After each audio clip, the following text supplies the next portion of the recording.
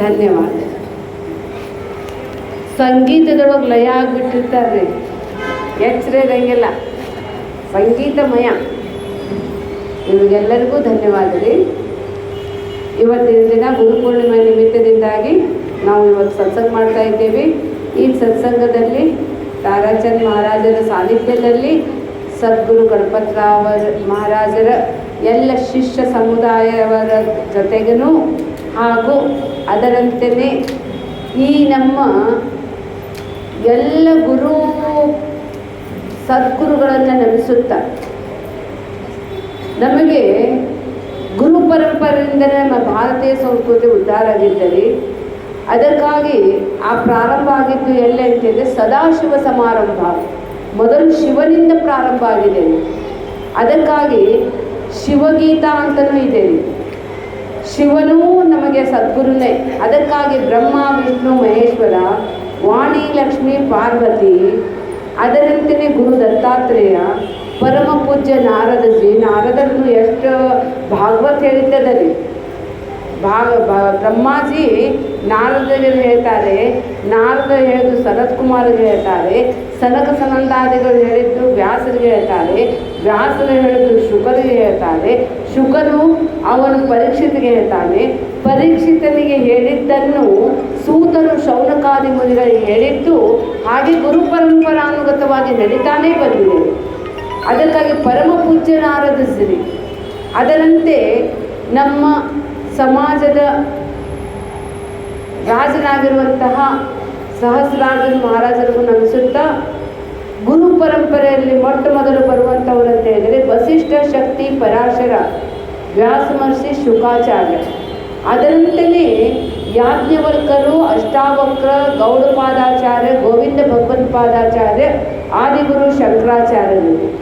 ಆದಿಗುರು ಶಂಕರಾಚಾರ್ಯರ 4 ಶಿಷ್ಯರಲ್ಲಿ ಸುರೇಶಾಚಾರ್ಯರು, ತೋಟಕಾಚಾರ್ಯ, ಹಸ್ತಾಮಲ್ಕ, ಪದ್ಮಪಾದ. ನಮಗೆ ಗೊತ್ತಿದ್ದಿದ್ದು ನಮ್ಮ ಕರ್ನಾಟಕದವರಂತ ಹೇಳಿದರೆ ವಿದ್ಯಾರಣ್ಯ ಮಹರ್ಷಿವರೆಗೂ ಕೂಡ ನಮಗೆ ಗುರು ಪರಂಪರೆ ಹರಿದು ಬಂದಿದೆ. ಅದರಲ್ಲಿ ನಾವು ಕಲ್ತಿದ್ದು ಅಂತ ಹೇಳಿದರೆ ನಮ್ಮ ಗುರು ಪರಂಪರೆ ಆದಿಗುರು ಶಂಕರಾಚಾರ್ಯರ ಅದ್ವೈತ ತತ್ವವೇ ನಮ್ಮದಾಗಿದೆ. ಅದರಲ್ಲಿ ನಮ್ಮ ಪರಂಪರೆಗೆ ಮುಖ್ಯ ಗುರು ಅಂತ ಹೇಳಿದರೆ ಸುರೇಶಾಚಾರ್ಯರು. ನಮ್ಮದು ಪೀಠ ಶೃಂಗೇರಿ ಪೀಠ. ಹೀಗಾಗಿ ಸುರೇಶಾಚಾರ್ಯರಿಂದ ಅದು ತಪೋವನ ಮಹಾರಾಜರಿಗೆ ಹೇಳ್ತೀವಿ ನಾವು. ಮೊಟ್ಟ ಮೊದಲು ತಪೋವನ ಮಹಾರಾಜರಿಗೆ, ತದನಂತರ ಚಿನ್ಮಯಾನಂದ ಸರಸ್ವತಿಯವರಿಗೆ, ಅದರಂತೆ ತಾರಾನಂದ ಅಂತೇಳಿ ಋಷಿಕೇಶದಲ್ಲಿ ಸದ್ಗುರು ದಯಾನಂದ ಸ್ವಾಮೀಜಿಯವರಿಗೆ ಅವರು ಬ್ರಹ್ಮಸೂತ್ರ ಹೇಳಿಕೊಟ್ಟಿದ್ದಾರೆ. ಮೊದಲು ಚಿನ್ಮಯಾನಂದರ ಜೊತೆಗೆ ಇದ್ದು ತದನಂತರ ಅವರು ಬ್ರಹ್ಮಸೂತ್ರವನ್ನು ಹೇಳಿಕೊಟ್ಟಿದ್ದಕ್ಕೂ ಸಹಿತ ನಾವು ಅವರಿಗೂ ಗುರುವಿನಂತೆ ಸ್ಮರಿಸ್ತೇವೆ. ಹೀಗಾಗಿ ಮೊಟ್ಟ ಮೊದಲು ತಪೋವನ ಮಹಾರಾಜ್, ಚಿನ್ಮಯಾನಂದ, ತಾರಾನಂದ, ದಯಾನಂದ ಸರಸ್ವತಿ, ಚಿದ್ರೂಪಾನಂದ ಸರಸ್ವತಿ, ಚಿತ್ ಪ್ರಕಾಶಾನಂದ ಸರಸ್ವತಿ, ಮಹದೇವಾನಂದ ಸರಸ್ವತಿ. ಅದರಂತೆ ವೇದಿಕೆ ಮೇಲಿರುವಂಥ ನಮ್ಮ ಸದ್ಗುರುಗಳಾಗಿರುವಂತಹ ತಾರಾಚಂದ್ರ ಮಹಾರಾಜರು ನಮಗೆ ಅತ್ಯಂತಿಕ ಆದರಣೀಯ ಒಂದು ಸದ್ಗುರು. ಅದರಂತೆಯೇ ಮುಡೋಳ ಸರ್ನು ನಮ್ಮ ಸದ್ಗುರು. ಅದರಂತೆಯೇ ನಮಗೆ ಪ್ರವೀಣ ಬರ್ತಿನೂ ಕೂಡ ನಮಗೆ ಸದ್ಗುರು. ಅದಕ್ಕಾಗಿ ಈ ಒಂದು ಸದ್ಗುರು ಪರಂಪರೆಯಿಂದ ನಮ್ಮ ಭಾರತ ಸಮೃದ್ಧವಾಗಿದೆ. ಹೀಗಾಗಿ ಇವತ್ತಿನ ದಿನ ಸದ್ಗುರು ಅಂತ ಹೇಳಿದರೆ ನಾವು ವ್ಯಾಸ ಮಹರ್ಷಿಗೆ ಸದ್ಗುರು ಅಂತ ಸ್ವೀಕಾರ ಮಾಡಿದ್ದೇವೆ. ವ್ಯಾಸ ಮಹರ್ಷಿಯ ಜನ್ಮೋತ್ಸವವನ್ನು ಗುರು ಪೂರ್ಣಿಮಾ ಅಂತೇಳಿ ಆಚರಿಸ್ತಾರೆ. ಇಷ್ಟೊಂದು ಗುರುಗಳಿದ್ರು ಅವ್ರಿಗೆ ಇದಕ್ಕೆ ನಾವು ಗುರು ಅಂತ ಸ್ವೀಕಾರ ಮಾಡಿದ್ದೇವೆ ಅಂತ ಕೇಳಿದ್ದೇ ಆದರೆ ನಮ್ಮ ಸನಾತನ ವೈದಿಕ ಧರ್ಮದಲ್ಲಿ ಎಲ್ಲ ವೇದ ಉಪನಿಷತ್ತುಗಳು ಕೇವಲ ಗುರು ಬಾಯಿಯಿಂದ ಹೇಳ್ತಾ ಇದ್ರು, ಶಿಷ್ಯ ಕಿವಿಯಿಂದ ಕೇಳ್ತಾ ಇದ್ರು. ಅದು ಮತ್ತೆ ಪರಂಪರಾನುಗತವಾಗಿ ತಮ್ಮ ಶಿಷ್ಯರಿಗೆ ಹೇಳ್ತಾ ಇದ್ರು. ಅದು ಲಿಖಿತ ರೂಪದಲ್ಲಿ ಇದ್ದಿದ್ದಿಲ್ಲ. ಮತ್ತು ಅದೆಷ್ಟು ಯಾರಾದರೂ ಕಲ್ತಿದ್ದವರು ಮಧ್ಯ ವಯಸ್ಸಿನಲ್ಲಿ ದುರ್ಘಟನೆಯಾಗಿ ಅವರು ಸತ್ತು ಹೋದರೆ ಅವರ ಜೊತೆಗೆ ಆ ಜ್ಞಾನವೂ ಲುಪ್ತಾಗಿ ಹೋಗ್ತಾ ಇತ್ತು. ಹೀಗಾಗಿ ಈ ಒಂದು ವೇದದ ಉದ್ಧಾರವನ್ನು ಮಾಡೋ ಸಲುವಾಗಿಯೇ ವೇದವ್ಯಾಸರು ಹುಟ್ಟಿದ್ದಾರೆ. ಪರಾಶರನ ಮಗ ಪಾರಾಶರರಿ. ಪಾರಾಶರ ಅಂತ ಹೇಳಿದರೆ ಅವರು ಹುಟ್ಟಿದ್ದು ಕೃಷ್ಣದ ದ್ವೈಪಾಯನ ಅಂತ ಹೇಳಿದರೆ ಅವರು ಒಂದು ದ್ವೀಪದಲ್ಲಿ ಹುಟ್ಟಿದ್ದಾರೆ. ಅವರ ಬಣ್ಣ ಹೇಗಿತ್ತು ಅಂದರೆ ಕೃಷ್ಣ ಅಂದರೆ ಕಪ್ಪಗೆ ಇದ್ದನು. ಅವರು ಹುಟ್ಟಿದ್ದು ಸಹಿತ ಮಿರಾಕಲ್, ಎಲ್ಲರಿಗೂ ಸ್ಟೋರಿ ಗೊತ್ತಾದರೆ ಸಮಯದ ಅಭಾವದಿಂದ ನಾನು ಶಾರ್ಟ್ಕಟ್ ಹೇಳ್ತಾ ಇದ್ದೇನೆ. ಅದಕ್ಕಾಗಿ ಕೃಷ್ಣ ದ್ವೈಪಾಯನ ಇತ್ತು. ಆಗ ಅವರು ಎಲ್ಲ ವೇದಗಳು ಎಲ್ಲ ಕಡೆ ಎಲ್ಲ ಬಂದಿರಿ. ವೇದ ಅಂದರೆ ನಾಲೆಜ್ ಅಂದರೆ ಜ್ಞಾನ ರೀ. ಎಲ್ಲ ವೇದ ಮಂತ್ರಗಳು ಎಲ್ಲ ಒಂದರಲ್ಲೇ ಇತ್ತು. ಅದನ್ನು ಅವರು ಯಜುರ್ವೇದ, ಋಗ್ವೇದ, ಸಾಮವೇದ, ಅಥರ್ವಣ ವೇದ ಅಂತೇಳಿ ಆ ಮಂತ್ರಗಳನ್ನು ಬೇರೆ ಬೇರೆ ಮಾಡಿ ವಿಂಗಡಿಸಿ ಅವು ಒಂದೊಂದು ಭಾಗಗಳನ್ನು ಮಾಡಿ ತಮ್ಮ ಒಬ್ಬೊಬ್ಬ ಶಿಷ್ಯರಿಗೆ ಅದು ಮುಂದುವರಿಸಿಕೊಂಡು ಹೋಗುವಂತೆ ಮಾಡಿದ್ದ ಕಾರಣವಾಗಿಯೇ ಅವರು ವೇದವ್ಯಾಸ ಅಂತೇಳಿ ಪ್ರಸಿದ್ಧಿ ಆಗಿದೆ. ಹೀಗಾಗಿ ಅವರು ಮಾಡಿರುವಂಥ ಘನಂದಾರಿ ಕೆಲಸ ಏನಪ್ಪ ಅಂತ ಹೇಳಿದರೆ ಅಷ್ಟೊಂದು 18 ಪುರಾಣಗಳ 18 ಉಪಪುರಾಣಗಳನ್ನು ಮತ್ತು ವೇದ ಉಪನಿಷತ್ತುಗಳನ್ನು ಬರೆಯಲಿಕ್ಕೆ ಸಾಮಾನ್ಯ ಮನುಷ್ಯನಿಂದ ಸಾಧ್ಯ ಇದ್ದಿದ್ದಿಲ್ಲ ಅಂತೇಳಿ ಕೈಲಾಸಕ್ಕೆ ಹೋಗಿ ಗಣಪತಿಗೆ ಕರೆದುಕೊಂಡು ಬಂದಾರೆ ಅವರು.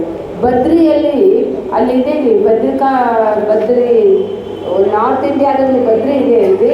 ಅಲ್ಲಿ ವ್ಯಾಸ ಪೋತಿ ಪಹಾಡ್ ಅಂತದೆ.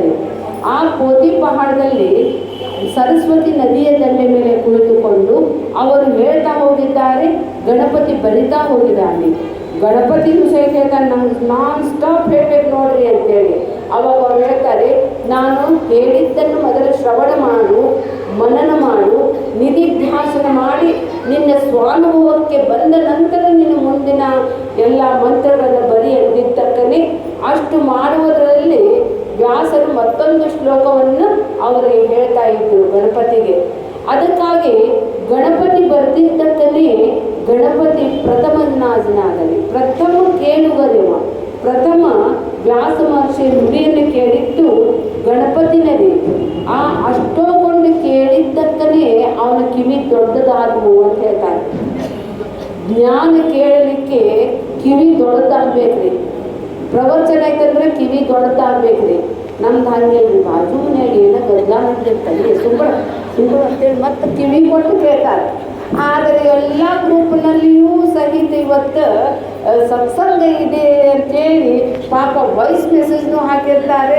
ಎಲ್ಲರೂ ತಮ್ಮದ ಒಪಿನಿಯನ್ ಕೊಟ್ಟು ಎಲ್ಲರೂ ಬರಬೇಕಂದ್ರೂ ಸಹಿತ ಕೇಳಿಸೋದಿಲ್ಲ ರೀ. ಅದು ನಿಮಗೆ ಕೇಳೈತಿ, ನಿಮಗೆ ಹೇಳಾಕತ್ತಿಲ್ಲ, ಇನ್ನೂ ಬರದೇ ಇದ್ದವ್ರು ಹೇಳ್ತಾ ಇದ್ದೇನೆ.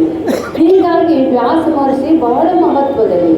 ವ್ಯಾಸ ಮಹರ್ಷಿಯ ವರ್ಣನೆ ಮಾಡಲಿಕ್ಕೆ ಸಹಸ್ರ ನಾಲಿಗೆಗಳು ಸಹಿತ ಕಡಿಮೆ ಅನ್ನಿಸ್ತಾವೆ. ಅವರು ಮಾಡಿರುವಂತಹ ಮಹತ್ ಕಾರ್ಯಕ್ಕೆ ಪ್ರತಿ ಆಷಾಢ ಮಾಸದ ಶುಕ್ಲ ಪಕ್ಷದ ಈ ಹುಣ್ಣಿಮೆಯ ದಿನ ಅವರು ಹುಟ್ಟಿದ್ದಾರೆ. ಅವರ ಹುಟ್ಟಿದ್ದು ಅದು ಸಹಿತ ಪೂರ್ಣ ಚಂದ್ರಿಮಾ. ಅದಕ್ಕಾಗಿ ಯಾರು ವ್ಯಾಸ ಮಹರ್ಷಿಯ ಈ ದಿನ ತಮ್ಮ ಗುರುಗಳಿಗೆ ಗುರುದಕ್ಷಿಣೆ ಸಮರ್ಪಣೆ ಮಾಡುವಂತಹ ದಿನ ಇದು. ನಾವು ತೆಗೆದುಕೊಂಡಿರುವಂತಹ ಜ್ಞಾನಕ್ಕೆ ಸಮರ್ಪಣ. ಆ ಸಮರ್ಪಣ ನೀವು ಕಲಿತಿದ್ದನ್ನು ಸಮರ್ಪಣೆ ಮಾಡ್ಬೋದು, ನೀವು ಜ್ಞಾನ ರೂಪದಿಂದಲೂ ಸಮರ್ಪಣೆ ಮಾಡ್ಬೋದು. ನಿಮ್ಮ ಯೋಗ್ಯತೆ ಅನುಸಾರವಾಗಿ ಈ ದಿನ ಸದ್ಗುರುಗಳನ್ನು ಕಾಣಬೇಕು. ಸದ್ಗುರುವಿಗೆ ನೋಡಬೇಕು, ಅವರ ದರ್ಶನ ಮಾಡಬೇಕು, ಪಾದ ಸ್ಪರ್ಶನ ಮಾಡಬೇಕು. ಅವರಿಗೆ ನಮ್ಮ ಜೀವನದ ನೀವು ಕೊಟ್ಟಿದ್ದಕ್ಕೆ ಧನ್ಯವಾದ ಹೇಳುವಂತಹ ದಿನವೇ ಇವತ್ತಿನ ಗುರು ಪೂರ್ಣಿಮೆ ಕಾರ್ಯಕ್ರಮವೇ. ಈ ಗುರು ಪೂರ್ಣಿಮೆ ಕಾರ್ಯಕ್ರಮದಲ್ಲಿ ನಾವೆಲ್ಲರೂ ಅವರ ಸ್ತುತಿಯಂತ್ರಕ್ಕೆ